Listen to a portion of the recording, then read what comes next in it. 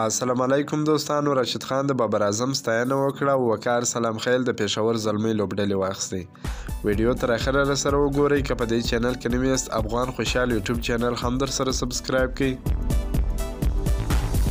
لومړی تازه د خوشحالۍ خبر د پېښور زلمۍ کرکټ لوبډلې د ډیویډ میلر پر ځای د افغانستان چینمین توپ اچوونکی وقار سلام خیل خپلې لوبډلې ته واخیستې.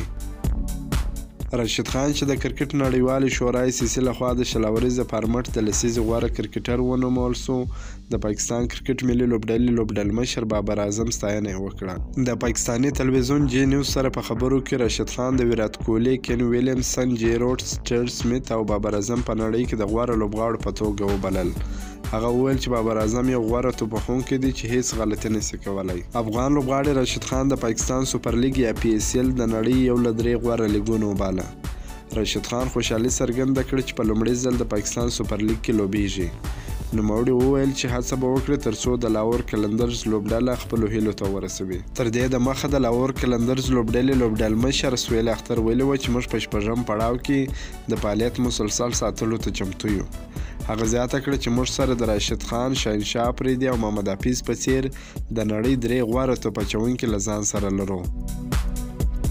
دا اوس زموږ د نن ورځې ویډیو. که مو دا ویډیو خوښه سوي ویډیو در سره لایک کړئ. که په دې چینل کې نوي یاست دا چینل هم در سره سبسکرایب کړئ.